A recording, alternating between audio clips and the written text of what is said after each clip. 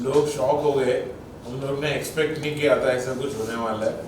किसी को भी नहीं पता था कि ऐसा कोई गाना बना है और जिसमें मैं सना मकबूल के साथ कोलैबोरेट कर रहा हूँ और हम दोनों स्क्रीन पे साथ में आने वाले, ये बात किसी को भी नहीं पता थी।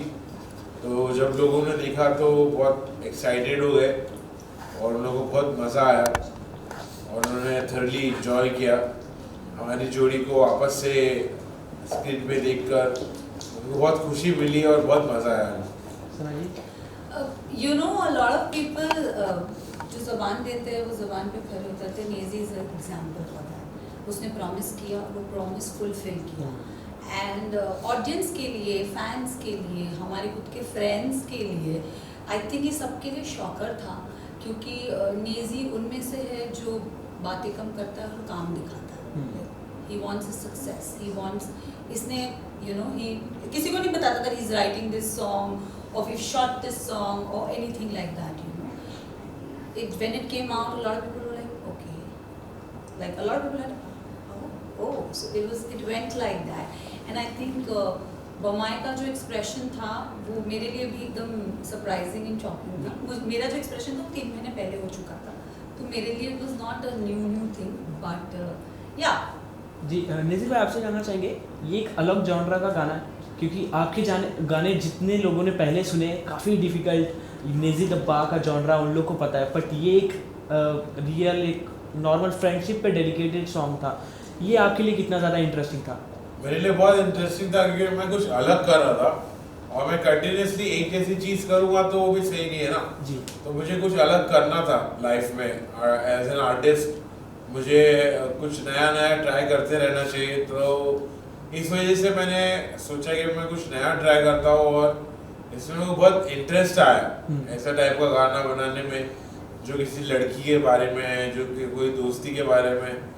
सर कॉन्सेप्ट ऐसा डिफरेंट कॉन्सेप्ट है, तो मुझे बहुत मज़ा आ रहा था ये गाना बनाने का पूरा प्रोसेस मैंने एंजॉय किया और ऐसे टाइप के गाने मैं और बनाऊंगा फ्यूचर में भी।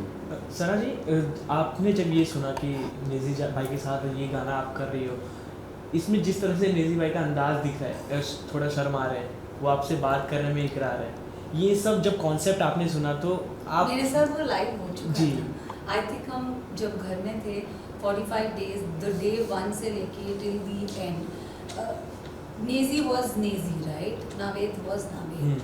तो मेरे साथ तो वो लाइव हो चुका है कि he met me, the way I interacted, I have seen his highs his lows in the house, तो मुझे नेज़ी पता है, नेज़ी कैसा है, नेज़ी का शर्माना, नेज़ी का गुस्सा, नेज़ी का अपसेट होना, नेज़ी का थिंकिंग, नेज़ी का हर एक जो इमोशंस होते हैं ना, like I know because I have lived with him, right. So क्या आई मीन मेरे लिए ये था कि, बट हाँ, नेज़ी ने वो गाना लिखा, वो बहुत बड़ी चीज़ थी। और नेज़ी ने अपने जॉनर, जैसे नेज़ी का एक जॉनर सेट होता है एक रैपर का, he is known for his rapping, right, street rapping, and this was something not usual, ये थोड़ा नया था। तो मेरे लिए ये था कि नेज़ी, आर यू श्योर तू करेगा? तो पहले मुझे लगा when he showed presented that song to me, मुझे लगा सिर्फ ये मेरे लिए है, मुझे नेज़ी ने लिखा, आई वाज लाइक कि यार इसलिए मुझे मेरे एल्बम में डालना है, ओके, वो मेरे लिए शॉकिंग था। And then he asked me, he said तुम रहोगे ये गाने में? तो मैंने बोला हाँ। बिल्कुल। तो सरप्राइज पे सरप्राइज वो देते जा रहा था, एंड आई थिंक उसने वो निभाया। And then he asked me, will you be there in this song? I said why not, I am the Bamai, I have to be there. So Bigg Boss के घर से निकलने के बाद काफ़ी रिश्ते बनते, काफ़ी रिश्ते टूटते देखे, बट वो जो स्टेज पे आप लोगों की मेमोरीज थी टॉप 2 वाली, वही मेमोरीज बाहर निकलने के बाद वही सेम चेहरा, एक फ्रेंडशिप का बॉन्ड क्रिएट किया आप लोगों ने लोगों के लिए। सो एज ए इंस्पिरेशन लोग आप लोगों को देखेंगे, सुनेंगे। What is friendship according to you? दोस्ती मेरे लिए ये कि जगह पर टाइम पर खड़ा रहे मेरे लिए और कुछ प्रिटेंड ना करे और कोई इंटेंशन ऐसा ना रहे कि मुझे फ़ायदा उठाना है इससे। मुझे कोई भी चीज़ का है, मुझे पैसे का, खूबसूरती का, कोई भी चीज़ का फ़ायदा उठाना है, उसका इंटेंशन ऐसा ना रहे। दोस्ती में इंटेंशंस क्लियर होना बहुत ज़रूरी है, साफ दिल होना बहुत ज़रूरी है। कि मैं दोस्ती कर रहा हूँ दोस्ती करने के लिए, मेरी कोई वजह नहीं है, कोई ऐसी वजह नहीं मेरे को कंपटीशन जीतना है या मुझे कुछ सक्सेस मिल जाए या मुझे पैसे का झोल हो जाए। तो जब दोस्ती का इंटेंशन बुरा होता है तो वो दोस्ती टूटती है, बिगड़ती है। जब दोस्ती का इंटेंशन अच्छा होता है तो वो दोस्ती उभरती है और चलती है। तो हम दोनों की दोस्ती का इंटेंशन बहुत प्योर था, इस वजह से हम लोग एक दोस्ती की मिसाल कायम करने की कोशिश कर रहे थे। You know, we never had that. It's not with, you know, he's big Boss के अंदर जैसे थे, तो बिकॉज ऑफ कोर्स हम एक घर के अंदर थे तो हम एक दूसरे को बहुत मिलते थे, देखते थे, 24 घंटे साथ में थे। बट निकलने के बाद हम शायद एक दूसरे को मिलते नहीं होंगे, बट हम जब भी बात करते हैं there is nothing, I mean it's always the same. Like ऐसा नहीं कि यू नो कि अरे तू कॉल नहीं, हम ना कंप्लेन करते कैसा है क्या कर रहा है, you know it's always like that. We left, जहाँ हमने छोड़ा हम वहीं से शुरुआत करते हैं, हम में कोई वो नहीं होता। It's very pure, it's very pure. क्या चल रहा है, अच्छा कब मिलेगा, लाइक इट्स वेरी कैजुअल। हम लोग we don't hold back anything. So our friendship is very pure. Our relationship is very pure. We don't have any hidden agendas from each other that oh she's this, oh I am this. No, nothing. When we talk to each other, I am Sana, he's Nezi. We talk like that. बिल्कुल वो चीज़ लोगों ने देखी और अभी भी इसीलिए पसंद कर रहे हैं इतना ज़्यादा। भाई आपसे जानना चाहेंगे कि एक लाइन है गाने में, पहली बार जब मैंने था देखा उसे, नजरें नीचे कर ली फर्क खुद फेरा खुद को, अंदर हो रहा था मुझे कुछ तो बच के रहना इसे कह रहा था मैं खुद को। ये लाइन है गाने में। ऐसा रियल लाइफ में आपके साथ कभी हुआ है किसी लड़की को देख के? नहीं इसके साथ वो पहली बार हुआ था वो शॉट। क्योंकि कैन आई टेल यू, सो ये लाइन क्यों हुई ऐसे, ओके? जब डेजी तो फर्स्ट डे बिग बॉस का, ठीक है, लेट्स हम हाउस में घुसते, मैं पहले घुस गई थी, ये लास्ट में आया था। ये जब अंदर आता है, ठीक है, ये लास्ट था, he was the last contestant to enter. ये जब आता है, मैं किसी से इतना मिली भी नहीं हूँ, मैं जाती हूँ और मैंने इसके साथ वो स्लैंग यूज़ करी जो हम बॉम्बे 70 वाली स्लैंग होती है, बॉम्बे की स्लैंग है। आई कॉल इट द मियाँ भाई स्लैंग। तो मैं इसके पास जाती हूँ, कहता और बच्ची व्हाट्सअप, मैं ऐसे ऐसे मिलती हूँ तो ये 2 मिनट मुझे ऐसे देखता है और ये he just went like hi. इसके लिए शॉकर था कि लड़की बंटी बच्ची बमाए बोल रही है। So I think Daisy for a minute ऐसे he met and he just left. And first 2 days हमारा इतना interaction, first day हमारा इतना interaction नहीं हुआ।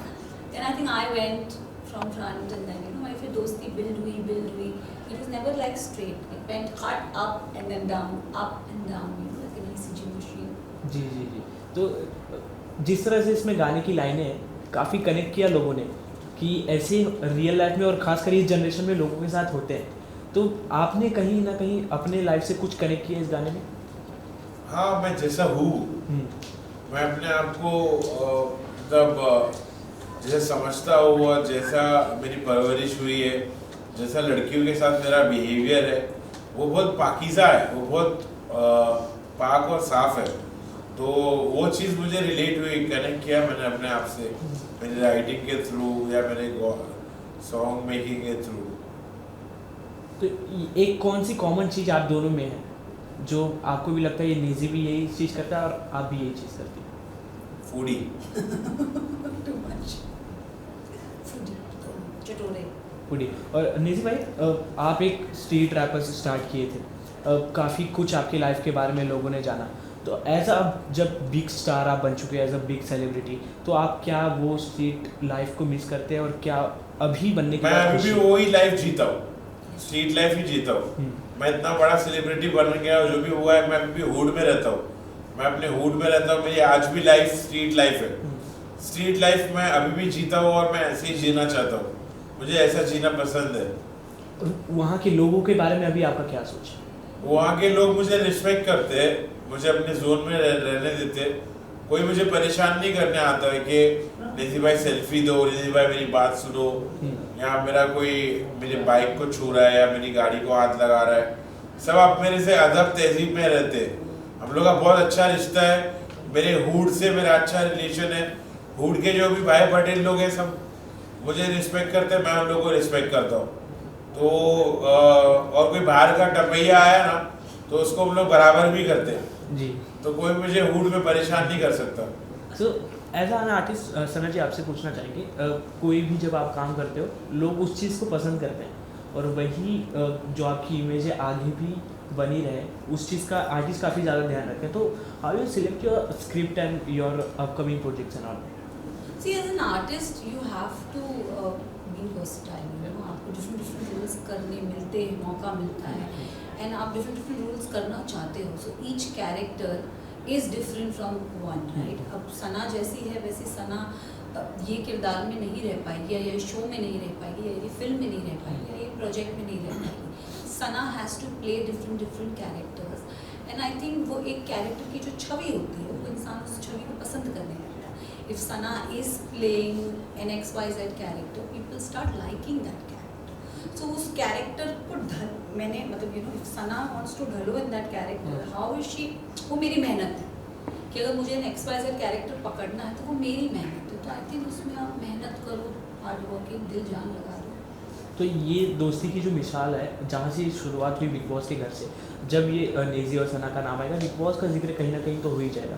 तो क्या बदलाव और क्या चेंजेस नेजी है आपने भी बिग बॉस के घर से निकलने के बाद देखा? क्योंकि लोगों ने ये चीज़ नोटिस की कि नेजी द बा का गुस्सा बहुत कम हो गया पहले से, क्योंकि बहुत एग्रेसिव मोड में भी लोगों ने आपको दिखा हुआ है. तो आपको मेनली क्या बदलाव अपने आप में लगा? मुझे असल में एक एग्जाम्पल सेट करना था, तो इस वजह से मैंने अपना दूसरा साइड दिखाया नहीं जी. मैं शांत रहा और मैं जैसा अदब तहजीब में रहा और मैं इसलिए इतना ज़्यादा अदब तहजीब में रह रहा था क्योंकि मुझे मेरे इमेज की फिक्र थी और मुझे मेरे फैंस और फॉलोअर्स को बताना था कि तुम नॉर्मल रह के भी विजेता बन सकते हो, अच्छे से भी बिहेव करके तुम ज़िंदगी में आगे बढ़ सकते हो. सो अभी ये चीज़ आपसे जानना चाहिए कि रैप जो कल्चर है उसमें डिश करने का भी काफ़ी वो बन गया कि लोग अपने बात से नहीं तो रैप के थ्रू डिस कर देते.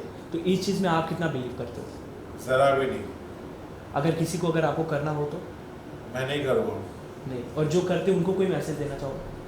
नहीं करना चाहिए. आपस में झगड़ा लड़ाई गाली गलौज अच्छी चीज़ नहीं जी. गाली गलौज करना, माँ बहन पे जाना, झगड़ा करना, लड़ाई करना, ये सब नेगेटिव चीज़ है. ये सब चीज़ से मैं दूर रहना चाहता हूँ. मैं अच्छी वाइब में रहना चाहता हूँ, पॉजिटिव वाइब में रहना चाहता हूँ. प्यार करना, दोस्ती करना, खाना पीना, खुश रहना, अल्लाह का शुक्र अदा करना, मैं वैसी वाइब में रहना चाहता हूँ. मुझे वो वाइब पसंद है. तो नेजी की तरफ से तो 2025 में काफ़ी ज़्यादा सरप्राइज़ लोगों को मिला था. फरिश्ते की बात कर ले, ताफू की बात कर ले, अब फाइनली बम्बई. तो आगे किस तरह के गाने आपकी तरफ से देखने को मिलने वाले? आगे भी और फायर गाने आने वाले, बहुत फायर गाने आने वाले, अलग अलग टाइप के गाने आने वाले. मेरे पर्सनल गाने आने वाले जो मैंने अभी तक रिलीज़ नहीं किया हो, जो मैंने अपने बारे में लिखा हो, वो सारे गाने आने वाले. और नए कॉन्सेप्ट्स है मेरे पास, बहुत सारे अलग अलग कॉन्सेप्ट्स बनाया, तो अलग अलग बहुत सारे गाने मेरे आने वाले हैं साल. सरप्राइजेस.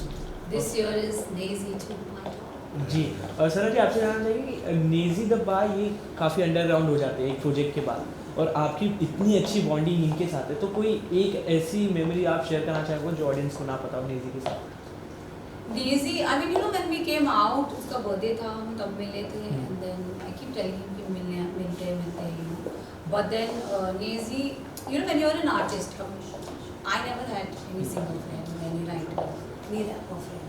ये मेरी लाइफ में फर्स्ट वैसे दोस्त है. तो 1 महीना हो गया, 2 महीना हो गया, ये गायब था. मैंने कहा ये है किधर? एक दिन मैंने उसको फ़ोन लगाया, मैं किधर है, कहाँ है? तो कहती यार मैं ना अपने जूम में हूँ, मैंने और आर्टिस्ट, मेरे को लिखना पसंद है. तो मैं जब अपने जूम में चलाती हूँ मुझे डिस्टर्बेंस नहीं चाहिए. I am here only, I am in the hood. तो मैंने कहा can you come and see you? I am not in that. मैं रात भर लिखता रहता हूँ, like I am preparing. So he was working, he was preparing his whole albums, his lineup. So I think as an artist you have to be artistic, right? So I think he was doing that in that process. He took 1-2 months, and when he was ready with his album, so there's an album, there's a lot of things coming up. मतलब नेजी ऐसा नहीं कि एक गाना, तो there is whole lineup set. तो नेजी वो 3 महीने अपना फ्रेमवर्क कर रहा था कि मेरे ये यू नो, तो देन आई थिंक वो 2 महीने के बाद जब वो मुझे मिला, वी हैड एन एंडोर्समेंट का शूट, हम मिले थे, उसने मुझे वो पूरा एल्बम सुना and I was like wow, because हर एक गाने से डिफरेंट था, मतलब इट वाज डिफरेंट, वाइब अलग थी, जॉनर अलग था, and then comes Bamai on the third number and I am like okay okay. Okay, जो बमाई का मतलब जिन लोगों को नहीं पता, प्लीज़ उनके लिए कुछ बता दें। बमाए बमाए बमाए बमाए का मतलब होता है दोस्त, बहुत प्यारा बहुत दोस्त। प्यारा दोस्त, उसे आप कभी खोना नहीं चाहते। ओके, क्या बात है।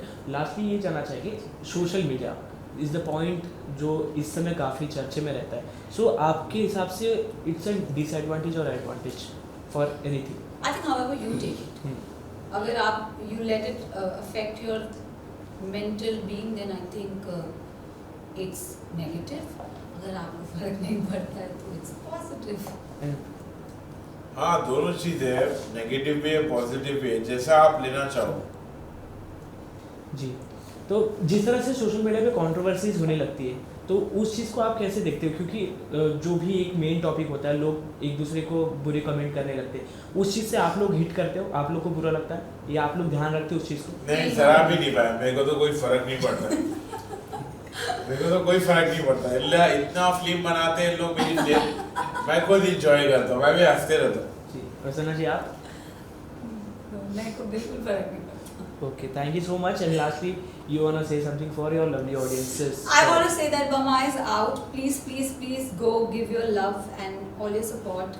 Do watch Nezi the Bamai song. Check it out. Check it out. And please प्यारे प्यारे रील बनाइए अपने बमाई के साथ और हमें टैग कीजिए। 2 लाइन अपने अंदाज में नेजी भाई ऑडियंस पब्लिक, बमाए बाहर आ चुका है, बमाए लोग आ गए एरिया में, क्या फटफट गाना चेक करो, लाइक करो, हिट करो, सब्सक्राइब करो, पहला डालो, मच्छा डालो।